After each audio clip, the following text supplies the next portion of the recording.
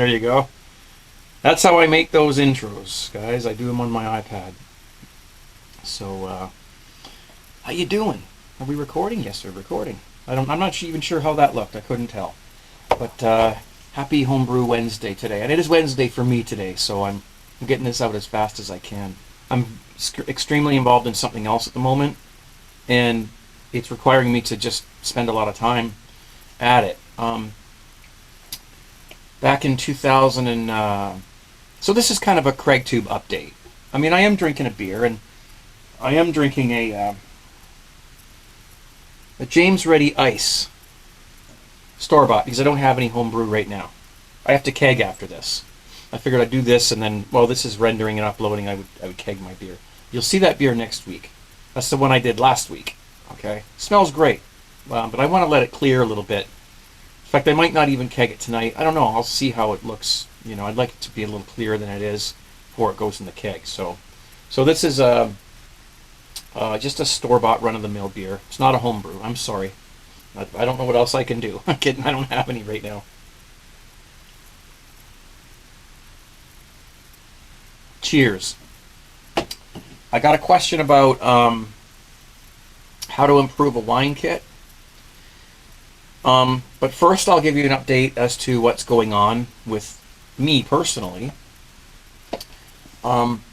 Just a little background. Back in 2000 and I think it was 2007, we bought our first car. My wife and I never really believed in owning a car because they, you know, they're money pits, as you all probably know. And so we decided to spend our money elsewhere. But you know, there came a point where we wanted to go on trips. We wanted to take the kids to the zoo without taking a subway and all this kind of stuff. So my friend was selling a vehicle, and we kind of decided that that would be a cool way to buy a car, because then we could trust who we're buying it from, you know, which we did, and it worked out great. But it was a Ford Escort wagon, 98. And you know, I've learned along the way since then that these Fords aren't as reliable as some other cars. It did us well, you know. It needed things. It needed, you know, maintenance, and obviously, you know, oil and some tires, and you know, it needed.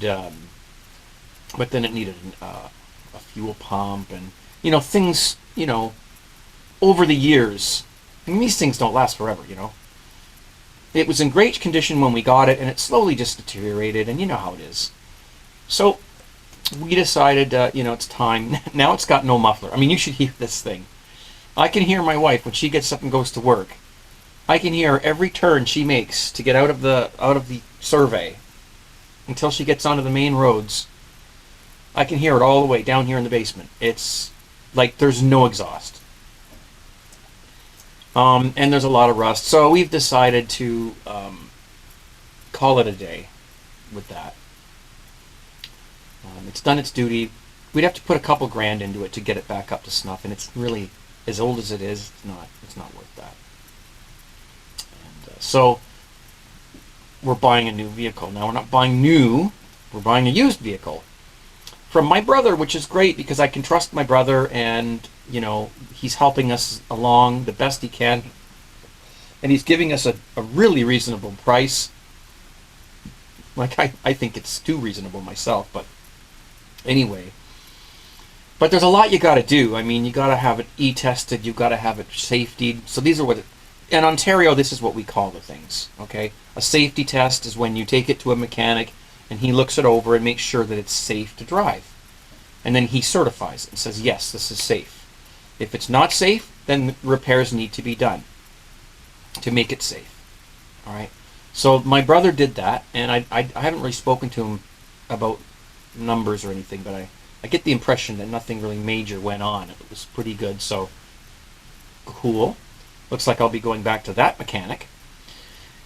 And then it has to be e-tested, and then there's paperwork, and then there's all kinds of stuff, and then you got to transfer the ownership, and then the license plates. It's just a lot. It's a lot. And it's only something I've ever done once before, which is, what, 8 years ago.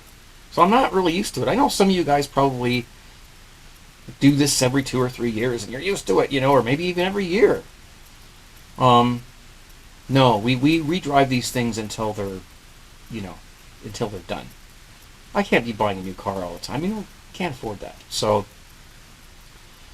I've been, you know, researching it online and reading up on it. If you're curious about what it is, it's a Toyota 4Runner, 1998, in very good condition. It's been well maintained, has a new transmission. The owners have done the normal maintenance to it, so they've kept it up to snuff, and it drives like a dream. My wife absolutely loved it. We drove it around for a while, and it's just like, nah, this thing's, I could live in this damn thing.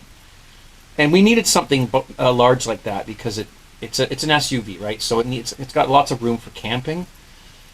Oh, I can't wait, because we didn't go camping last year because we weren't really happy with the condition of our Ford, and we didn't really want to drive out. That's one of the things that used to bother me about going camping for the last couple years is this thing going to make it, and is it going to make it home? Because I don't want to be stranded out somewhere, you know, in the middle of a highway. So, yeah, I mean, so, you know, that's going to be a thing this year. We're going to be able to load that thing up, put a little box trailer on it, go camping, and that's going to be great. So I'm very happy about this. But there are stressors that come into play, and it needs a new timing belt. It doesn't need one, but it's due for one. Like, we're talking cars here, okay? We're not talking beer. And I gave you the disclaimer at the beginning of the video, so if you're still watching this and you're hating it because it's not homebrew related, it's your own fault. You should stop by now, all right? So there's a lot of stuff. And then the insurance that we're paying is outrageous. So I'm online, I'm comparing and trying to find an insurance company that gives us, you know, quotes. You got to put in all the information. It's just a lot of work. So I've been a busy week. It's been busy. That's what I'm up to. Homebrew-wise, it really is just to keep up the pipeline. There's nothing special going on. I've got a couple of, spring is set in and the allergies are there. Got a couple of Canadian blonde beer kits. I'm going to brew those. We're going to just do them up 5 and 7. And with the lime, I'm not going to add the lime into the beer, the brew. I'm going to add it after, just because I'm not going to fool around. I haven't got time. So I bought 2 of those today, and I bought a wine kit. So I'll have enough. I'll have stuff for the next couple of months. I'm all set. Plus the partial mash beer that I have going back there, which is finished. I'm just letting it rest and clear out for a couple of days before I keg it. You know. And no, I'm not going to do the gelatin thing, because when I keg it, I'm going to start drinking it, like, right away. So the gelatin thing will probably be done to one of the Canadian blondes, because what I'm going to do is I'm going to do them both at the same time. And that's the beauty of, you know, I'm sorry, you beer snobby beer guys, but it's so great when you can brew two batches of beer at the same time in 30 minutes and turn out with a good beer that I think is very sessionable and very refreshing. And I've let a few of my friends try this Canadian blonde with the lime, and they loved it. And these aren't homebrew people. So, I don't know. You know, what am I supposed... If we had taste division, I could let you taste one. They turn out fine. You could do one of these things with AllGrain, of course. You just get some 2-row and a couple of hops and brew it, you know. In fact, I'm planning, when I get all this car stuff over with, and we got a few things going around the house that I have to work on, I'm going to do a smash beer, but I can do a 1 gallon smash. So a smash beer is 1 single malt, single hop, and you can add the same hop twice or 3 times, or whatever, however you want to do it. I'll probably just do a single hop. I'll do a Cascade 60-minute, and then another Cascade at 10 minutes or something like that. And it's simple. And if you do it 1 gallon, you don't need any special equipment. Actually, that's a great way to get into AllGrain. If you're curious about it, and you just want to try it and see what it's like, what it smells like, what it's like to mash, what it's like to, do this stuff. Get a 5-gallon smash recipe, break it down to 1 gallon. Get yourself a pot on the stove, get yourself a brew in the bag system. Work out what your sparge water is going to be, like with Beersmith or, Brewer's Friend or whatever. So you take, here's how you do it, okay? You take your grains, you crush them up or whatever. You put them in a paint strainer bag. You line the pot with a paint strainer bag. Heat up your water, get it to about 163 or something like that. And then when it's up to that, you add your grains. In your calculations of how much water per grain, the best thing to do is go to Brewer's Friend or use Beersmith and figure out how much, if you've got a 1 gallon batch, how much grains are you going to need? So you're going to have 1 gallon of water. How much grains are you going to need? I could probably do it in my head, but I don't want to make a mistake. It's usually 1.25 pounds of grain per gallon. But I would really rather work in metric when it comes to that, because what the hell's a gallon? I mean, there's 2 different types of gallons, right? So do some math, get some metric stuff going, figure out how many milliliters, I guess, of grain you're going to need, or whatever, per liter of water, or how many liters of grain per liter, whatever, you know what I mean. And 1.25 quarts per grain. I think I said that wrong. Per gallon of water. Anyway, you know what? Listen, when it comes to these kinds of things, my eyes glaze over. All right? Especially when you're working with different measurements. I mean, a quart is a quarter of a gallon. But a gallon in Canada is not the same as a gallon in the US, so I have to convert that, which means it's not the same. And then so, then you've got to convert it to metric if you want to do it, standard. And then so that's a thing. So you're going to have to go do your own thing, because I don't want to say something wrong. So you get your grains and you dump them into your hot water and you stir them around. You get a good temperature. If you have to add more heat, you put a little more heat. If you have to let it cool down, stir it till it cools down. Once it gets to about 153, put your lid on, let it steep for an hour and a half. Okay, that's all. Then you pull that bag out and you put it in your sparge water.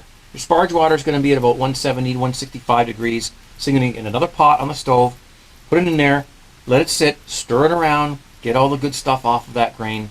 And then you're going to pull that out and you're going to add that sparge water to your main wort. You're going to end up, hopefully, if you do everything right, with about a gallon and 1.7 gallons. Here we are again with imperial gallons. About 1.6, 1.5 gallons or a little bit more of wort. And then you're going to boil this for an hour, adding your hops along the way. And then that's when you're going to lose the half gallon or whatever it ends up being. And adding your hops, and then you've got your wort, and you cool it. Then you get yourself like a little 1 gallon demijohn, and you put it in there. And if everything works out and if all your volumes work, that's the tricky part, But if you have to top it up a little bit with some water, just get some clean water and top it up. And if it's if it's too much, well, boil it a little longer before you add your final hops. That's all. And gallon, put in your demijohn, cooled wort. Add about half a pack of some whatever yeast you want to add. Stick an airlock on there. AllGrain beer. Simple. Now, maybe I should do a video on this. Probably should. Because when it comes to all these measurements and things, I could probably come up with an exact measurement table for you, so that you didn't have to do all the measurements. Because that's the scary part for me. And as soon as I sit down and brew a beer like this, the part that puts me to sleep, and I find myself in front of my computer like this, is figuring out all of the amounts of things. That just bores me to tears, If you can figure out an easy way to do it, that's great. There are easy ways to do it. Brewer's Friend, I think, has a little page where it figures out, how much beer you're making, the volume of this, how much of this and how much of that. And then it tells you how much strike water and how much sparge water you're going to need. That's a pretty good place to start. And that's where I'm going to go and do it when I do this. But that's how easy that is, you know? So if you're looking at getting in, and you might drink that beer and say, hey man, this is the deal. Or you might drink it and say, this isn't really much better than just brewing a Canadian Blonde beer kit. I don't know. I haven't done them both side by side, so I can't tell you what you're going to think. But it's going to won't take quite as long as brewing a 5-gallon batch, because the cooling and heating times are going to be a lot less with a 1-gallon batch. So you're looking at an hour and a half mash. You're looking at a batch sparge. It's only going to take 10 minutes. You're looking at getting up to the boil, which is only going to take 5 or 10 minutes because it's not a lot. 1 hour boil. You guys writing this down? You know, and then to cool it after that, it's going to take no time at all because it's not a large volume of beer. So your heating and cooling times are way less than with doing a larger batch. And you don't need any fancy wort chillers or big pots or anything like that. So what a great idea. I want you guys to, that's your project for the next couple weeks, is try to do if you've never done AllGrain before, pull it together. Try to give it a whirl and see what happens, you know? So, you know, that's my, you know, my throw out or my shout out to the AllGrain community, all of you who do that on a steady basis. For me, I'm just going to be doing a couple of Canadian Blonde pre-hopped beer kits and adding some extra things to them, and then drinking them with lime added at the end. And that's all I have time for. And, you know, a smash beer video at some point when I get this car thing over with. Oh. Excuse me. Okay, so a little bit of homebrew related stuff there. Somebody asked me how to improve a wine kit.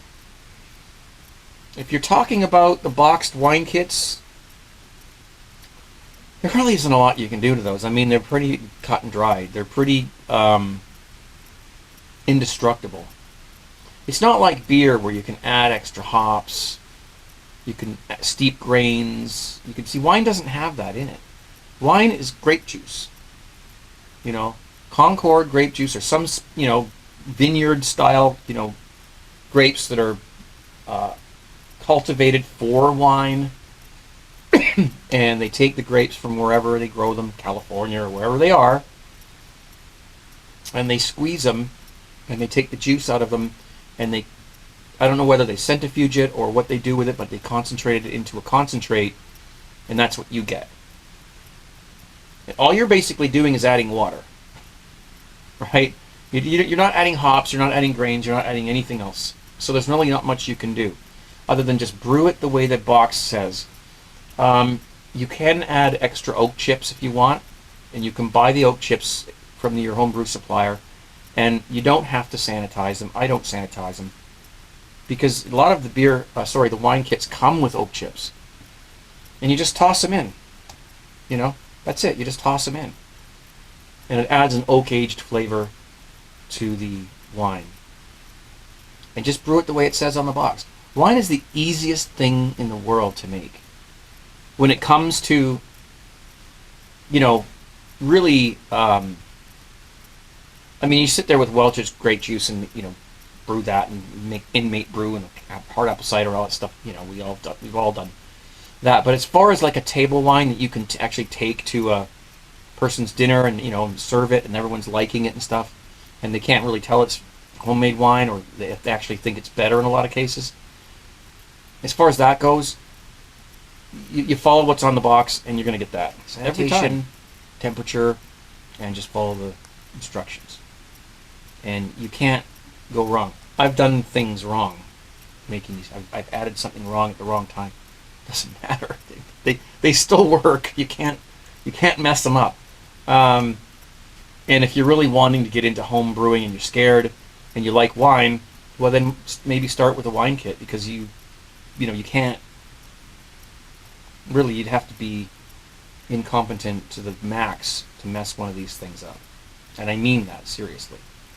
That doesn't mean if one of you has done one and it got messed up, that doesn't mean you're incompetent. Of course, something can go wrong, like your yeast doesn't work or something's infected or whatever. Never happens to me, and it doesn't mean it won't happen, but in general, you really don't have any problem. My homebrew supplier up the street, they do those wine kits all the time. They've got hundreds of them in there brewing away for customers. And I've asked him, and he said, really nothing really goes wrong. And maybe the odd every few months, one of the yeast packages didn't work, so they just threw another one in, and everything was fine, Or something turned out a little sour, and the customer came back, and we just brewed them another one. But when they're doing hundreds of them every month, and they have like no problems they can speak of, it's pretty foolproof. But a lot of people just like beer, and this is not the best beer in the world, but it's all I've got right now. And if I was to be starting a brew tonight or doing other things, I wouldn't have had time to make this video. So I got to get back to my automobile homework as well. So that's all I've got for you this week, guys. I hope this is okay. Cheers.